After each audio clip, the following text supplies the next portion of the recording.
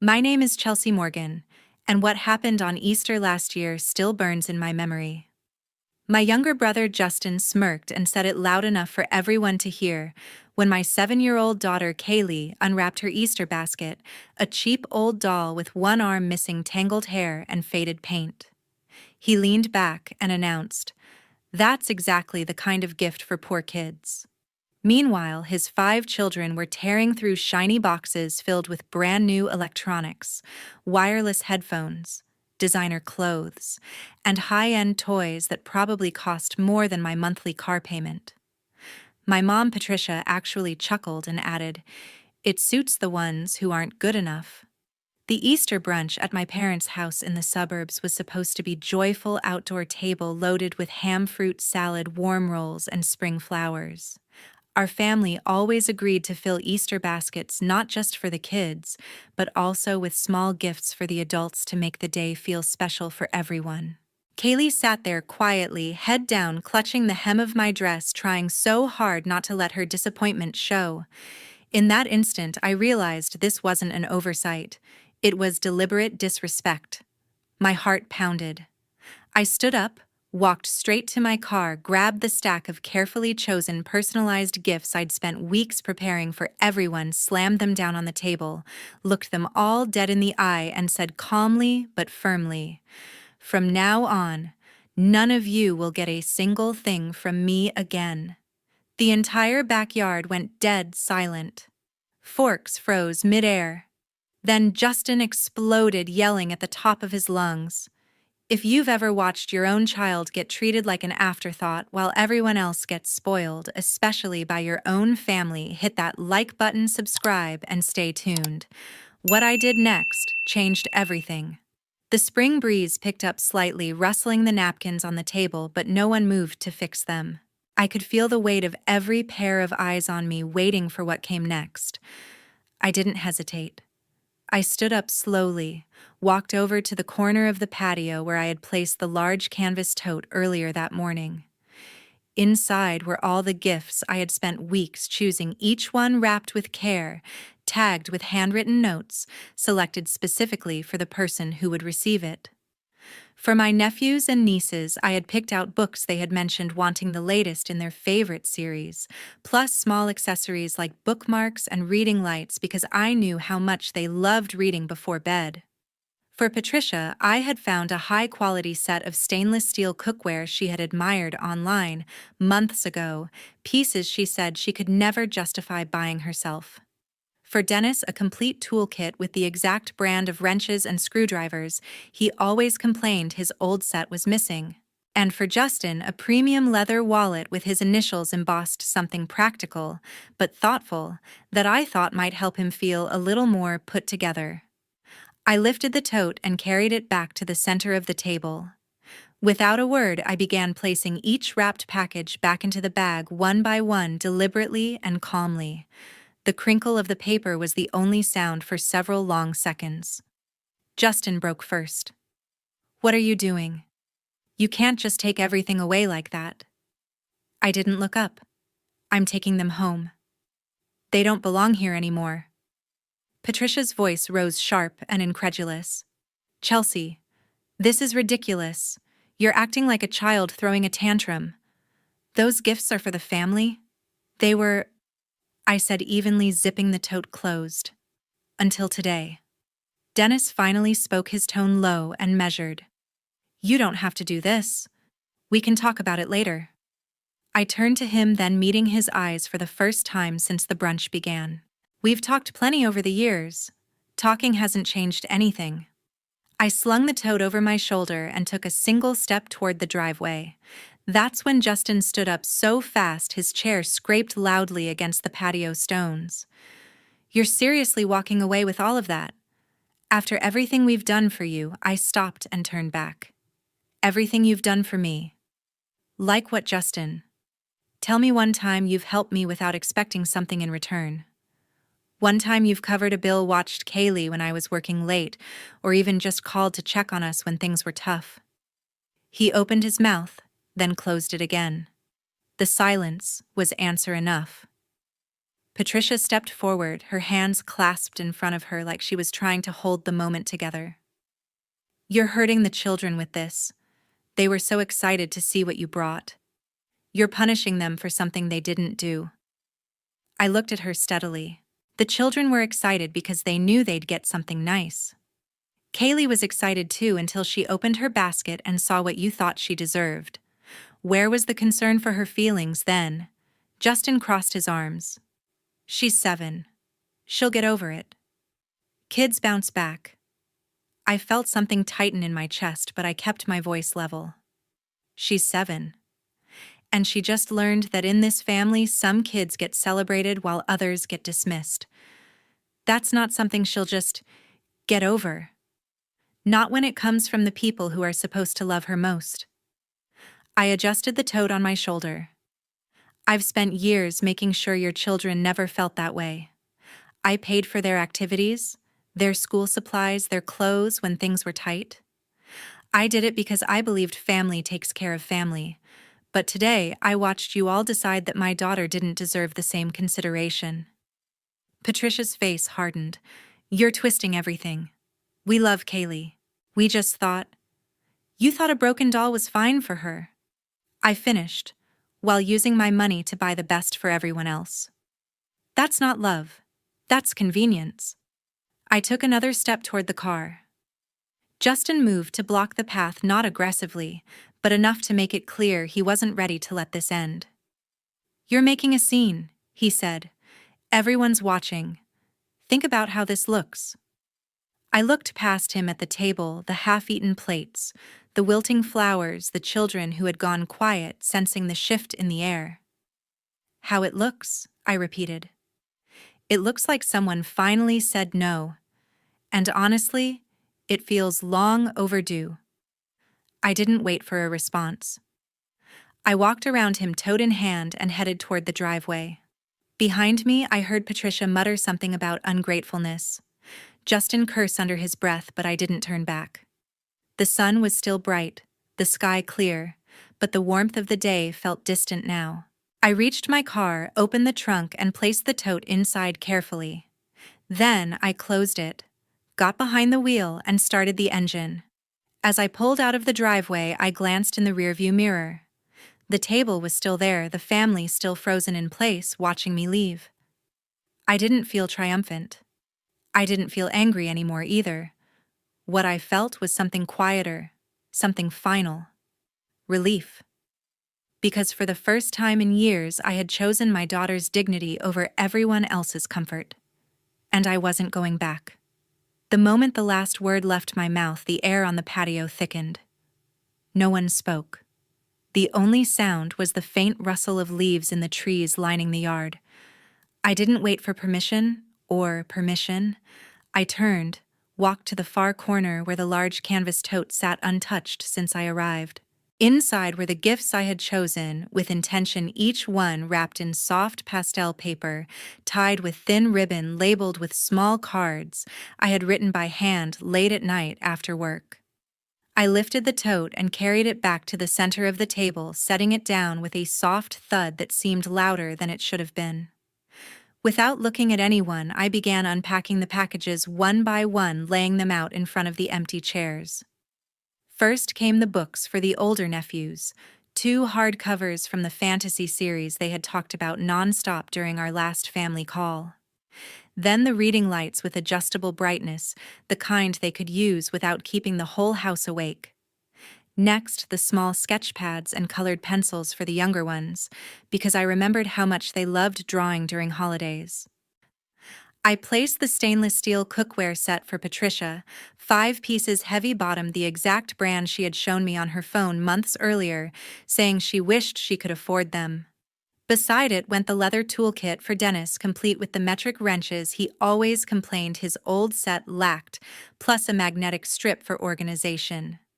Finally, the premium wallet for Justin, dark brown, monogrammed with his initials, slim enough to fit in his back pocket, but sturdy enough to last. I had even included a gift card inside for his favorite coffee shop, something small, but personal. Every item had been thought out. Every choice had been made with care. I gathered them all again methodically and placed them back into the tote. The paper crinkled softly with each movement. When the last piece was inside, I zipped the bag closed and slung it over my shoulder. Justin's voice cut through the quiet first. "You can't just take everything. Those are for us." I turned to face him. They were? Now they're coming home with me. Patricia stood up halfway, her chair scraping back. "Chelsea, stop this. You're ruining the day for the kids. They've been waiting to see what Aunt Chelsea brought." The kids, I said, keeping my tone even, already got plenty this morning. My daughter got something different. And you all watched it happen without a word. Justin laughed once, short and bitter. "You're really going to do this over one toy? Come on, it's Easter." "Lighten up. It's not one toy," I said. "It's the message behind it. You decided Kaylee didn't deserve better. You decided she could be the one who gets less while everyone else gets more. And you did it using support that came from me." Patricia's hands fluttered. "We didn't mean it like that. It was just a little basket. She'll forget by tomorrow." "She won't forget," I said. "She'll remember the day her own family made her feel like she wasn't worth the effort. She'll remember the laughter. She'll remember the silence when she looked to you for help and got nothing." Dennis cleared his throat. "Let's not make this bigger than it needs to be. Put the bag down. We can sort it out later." "There's nothing left to sort," I replied. "I've sorted it already." I turned and started walking toward the driveway where my car was parked. The tote felt heavier than it should have, but I carried it steadily. Justin moved quickly, stepping in front of me. "You're not leaving with that. Those are ours." I stopped, looking him straight in the eye. "They were never yours. They were mine. I bought them. I wrapped them. I chose them. And now I'm choosing something else." Patricia hurried after him. "Think about the children, Chelsea. They'll be so disappointed. You're punishing them for something they didn't do." I glanced over at the table. The 5 kids were watching now, eyes wide, quiet for the first time all morning. Kaylee had moved closer to me, her small hand slipping into mine. "I'm not punishing them," I said. "I'm protecting my own. And I'm done pretending that protecting her means pretending everything is fine." Justin's face darkened. "You're being selfish. You always have to make it about you." I almost smiled, but there was no humor in it. Selfish. For wanting my daughter to be treated with the same respect you demand for your own children. That's not selfish. That's basic decency. I stepped around him. He didn't try to block me again. I reached the car, opened the trunk, and placed the tote inside, carefully making sure nothing shifted. Then I closed it, got behind the wheel, and started the engine. Through the windshield, I saw them still standing there.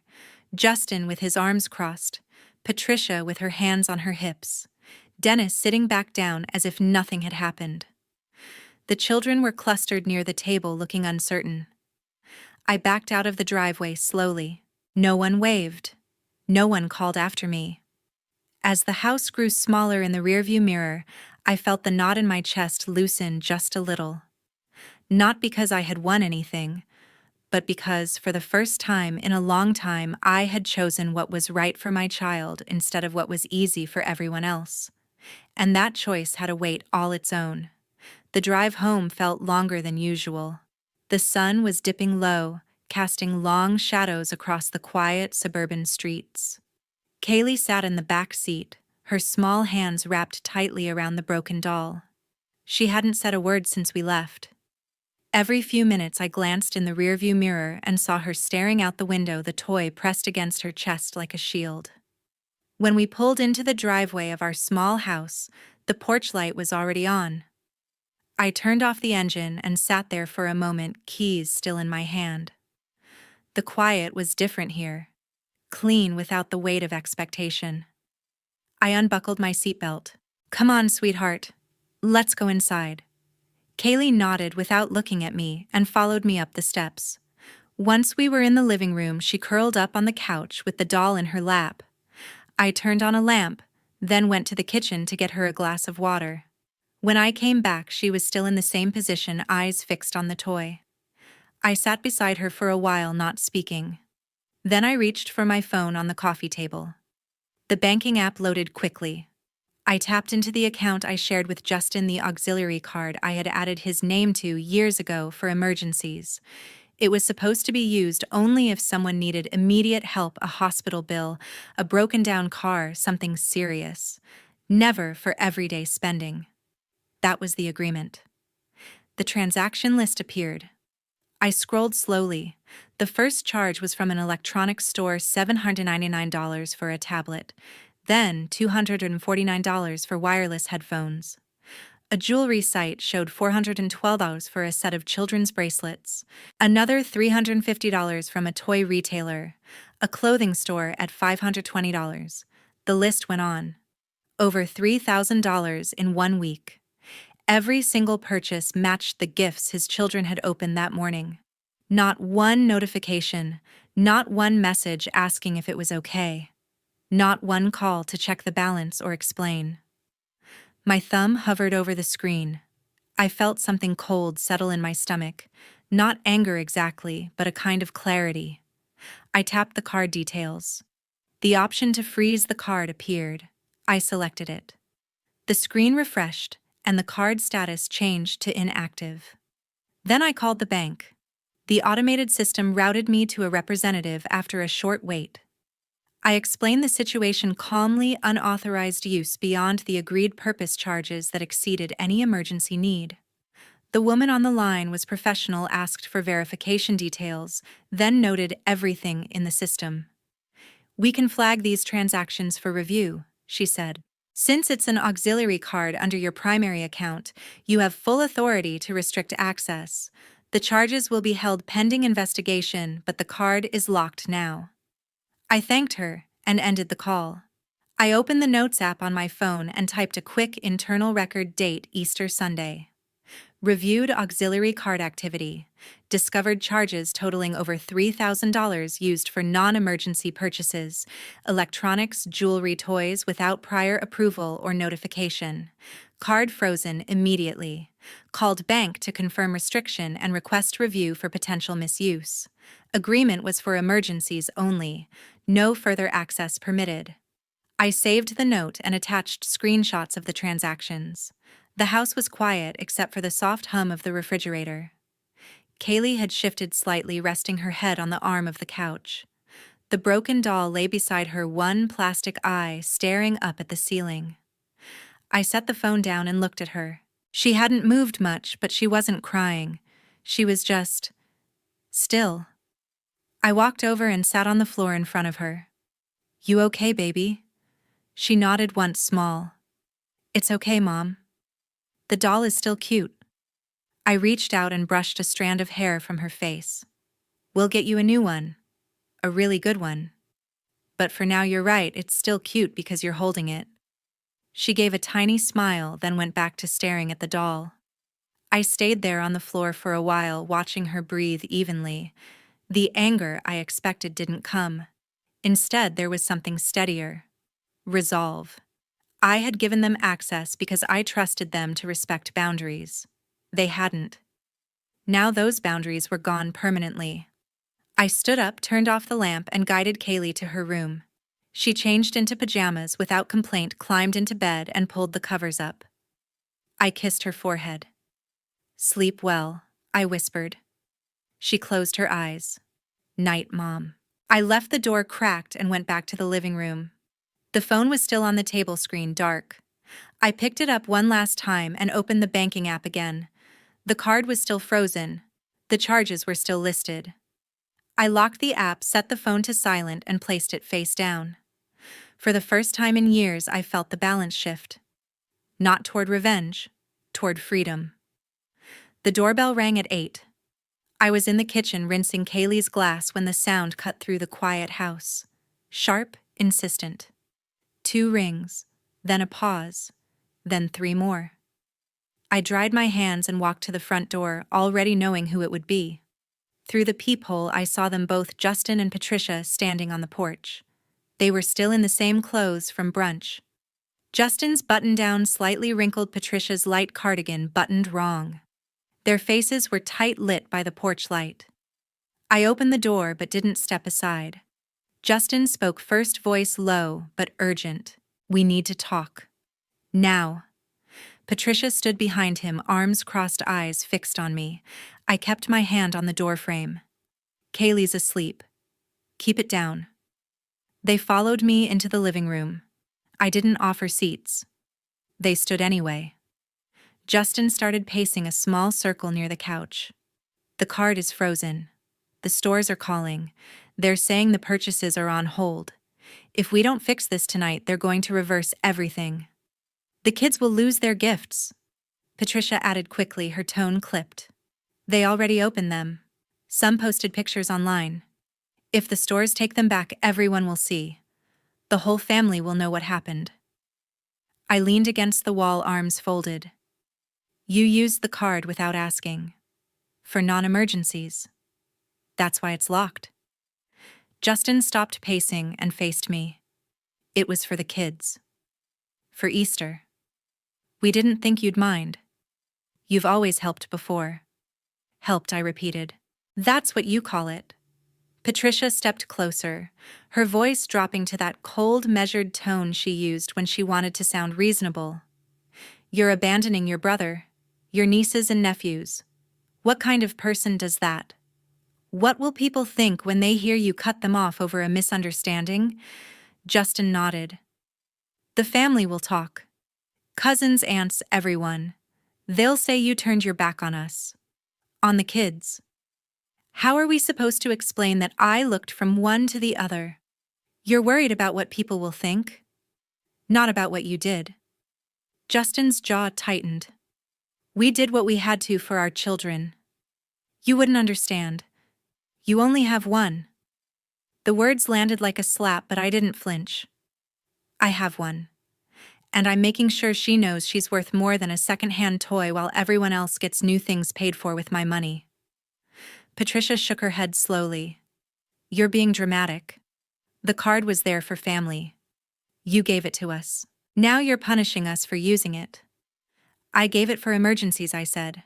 "Not for shopping sprees. There's a difference." Justin rubbed the back of his neck. "Look, just call the bank. Tell them it was a mistake. Unlock it. We'll pay you back later."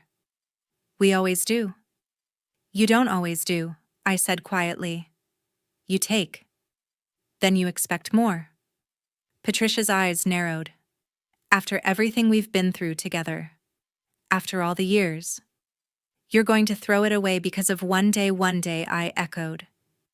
"The day you watched my daughter open something broken and laughed.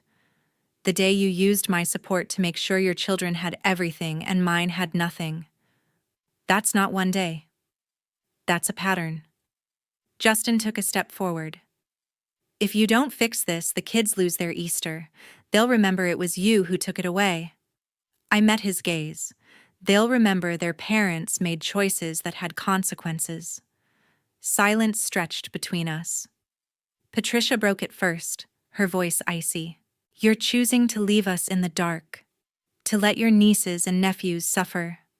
Think about your mother's reputation. What will the neighbors say? The church group?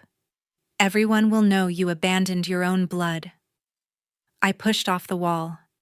"My mother's reputation isn't my responsibility. Neither is yours. Neither is the church group's opinion. My responsibility is right down the hall, sleeping in her bed, trusting that the people who are supposed to love her won't make her feel small." Justin's shoulders sagged slightly. "Just unlock the card. One call. That's all we're asking." I shook my head once. "No." Patricia's face hardened. "Then you're done with us. Completely done." I looked at her steadily. "I'm done with the one-sided help. I'm done pretending it's normal. I'm done paying for your comfort while you disrespect mine." Justin's voice cracked. "So that's it. No more rent help. No more tuition. No more sports fees." "That's it," I said. "No more tuition. No more rent. No more sports fees. No more anything. From now on, you handle your own family. I'll handle mine. Patricia stared at me like she didn't recognize me. You'll regret this. I didn't answer. Justin turned toward the door, shoulders slumped. You're really doing this? I already did, I said. They walked out. Justin didn't look back. Patricia paused at the threshold, opened her mouth as if to say something else, then closed it. The door shut behind them with a soft click. I stood in the entryway for a long moment, listening to their footsteps fade down the driveway to the car, starting to the engine pulling away. The house was quiet again.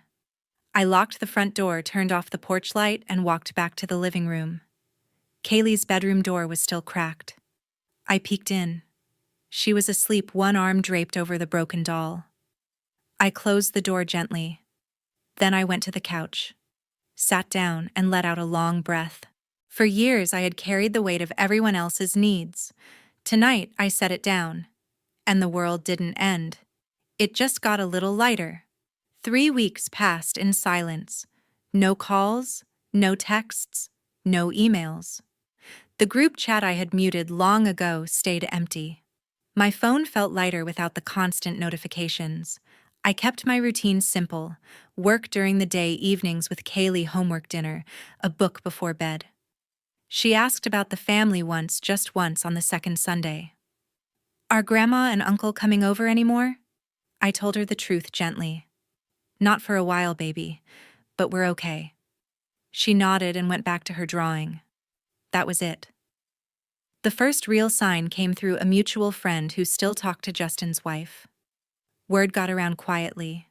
Justin had picked up night shifts at the warehouse 3 extra nights a week, midnight to 8. He was exhausted, she said. Bags under his eyes, barely home when the kids were awake. The overtime helped cover the rent, but it was tight. The landlord had already sent a late notice. Then the kids' activities stopped. The oldest 2, who had been in basketball league, were pulled out. The fees were $280 a month for both, plus uniforms and travel. The younger girl in dance class, $340 a month, dropped too. The twins' soccer registration was canceled before it started. $200 each. All of it gone in 1 month because there was no buffer anymore. I heard it secondhand. No one reached out directly. No apologies. Just the slow unraveling. One Tuesday evening, I opened my email to find a message from Patricia. Subject line blank. The body was long, 2 full screens, single-spaced. I read it standing in the kitchen, coffee cooling on the counter. See, Halsey. I have tried to give you space, but I can't stay silent anymore. What you did has hurt this family in ways you don't seem to understand. You froze. The card stopped all help, and walked away, like we were nothing to you. Do you know what that means for the grandchildren? They lost their Easter gifts. They lost their classes. They lost stability. Justin is killing himself with extra shifts, just to keep the roof over their heads. Your nieces and nephews are asking why Aunt Chelsea doesn't come anymore, why there's no more help for school or sports. They're too young to understand, but they feel it. You say it's about respect. But respect goes both ways. You've always had the money, the stability, the nice house. You never had to struggle the way we have. We thought you would help because that's what family does. Instead, you chose to punish us all over one misunderstanding. One basket. One doll. You're destroying their future for a moment of pride. I am ashamed. Ashamed of how you've treated your own brother. Ashamed that my daughter would turn her back on her mother and the children who love her. The neighbors ask questions. The church group whispers. Everyone sees what you've done. You've made us look like we're the bad ones when all we did was try to make Easter special for the kids. Think about what this is doing to Kaylee, too. She's growing up without cousins, without grandparents, without the family she deserves. You're robbing her of that. All because you couldn't let something small go. I raised you better. I thought you were stronger than this. But maybe I was wrong. Mom, I read it twice. The words were sharp, but they didn't cut the way they used to. They just sat there heavy and familiar. I didn't reply. Instead, I opened my documents folder, created a new subfolder called Evidence, and saved the email there. I took screenshots of the full message, the timestamp, the sender address. Then I forwarded it to my personal backup email. After that, I went to my contacts. I blocked Patricia's email address, then Justin's, then the shared family one they sometimes used, one by one until the list was empty. The inbox felt cleaner. I closed the laptop and walked to Kaylee's room. She was already asleep, the new doll, the one I bought her the weekend after Easter, tucked under her arm. The broken one sat on the shelf now, a quiet reminder. I turned off her light and closed the door. Back in the living room, I sat on the couch with the lights low. The house was still. Outside, a car passed slowly down the street. Someone's porch light flickered on. I thought about the 3 weeks, the quiet dinners, the evenings without the usual family drama, the space where guilt used to live. It wasn't perfect. There were moments when I wondered if I'd gone too far. Moments when Kaylee looked at family photos on the fridge and didn't ask questions.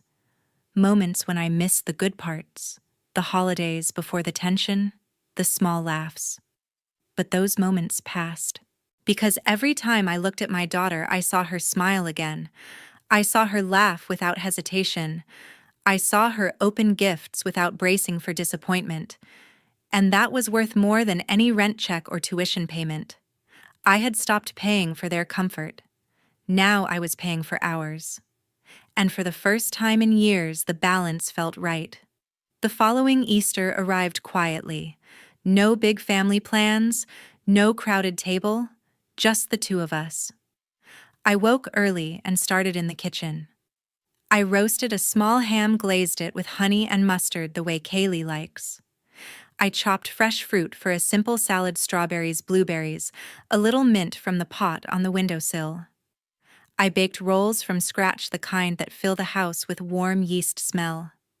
On the table, I placed a small vase of spring flowers I'd picked from the yard, daffodils and tulips, bright yellow and pink. Kaylee came downstairs in her pajamas, hair messy from sleep. She rubbed her eyes and smiled when she saw the table. "It's Easter already." "It is," I said. "And it's ours." We ate slowly. She told me about the dream she had, something about a rabbit hiding eggs in the clouds. I listened and laughed at the right parts. No rush, no expectations. After breakfast, we moved to the backyard. I had hidden a dozen plastic eggs the night before, some filled with candy, some with small notes, one with a tiny keychain she'd wanted.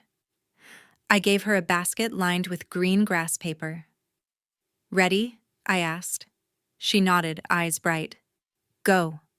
She ran across the grass, laughing as she found each one. I followed, pretending to help, but letting her discover them all.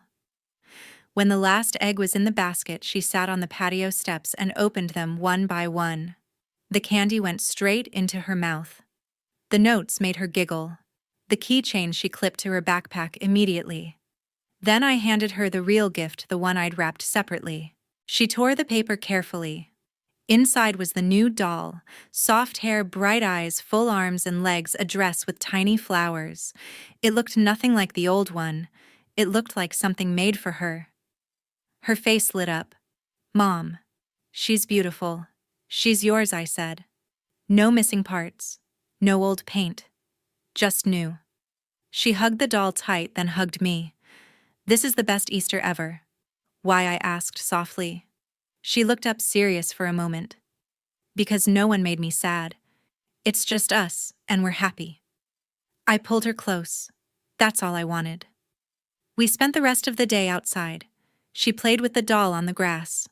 I sat on the steps with a cup of coffee watching her. The sun was warm. The neighborhood was quiet. Birds moved through the trees. In the afternoon, we went for a walk around the block. She held my hand, the new doll tucked under her arm. Neighbors waved. We waved back. No one asked questions. No one needed to. When we got home, she arranged her eggs on the windowsill like a little display. The broken doll from last year stayed on her shelf untouched, but not thrown away. It was just there, a quiet part of the past. That night, after she was in bed, I sat in the living room with the lights low. The house felt full in a way it never had before. Not crowded, just enough. I thought about the year that had passed, the silence after that Easter brunch, the consequences that followed, the space that opened up when I stopped carrying everyone else's weight. I didn't miss the old routine. I didn't miss the guilt. I didn't miss the one-sided giving. What I had now was peace. Real peace. Family isn't about blood alone. It's about respect. It's about love without conditions.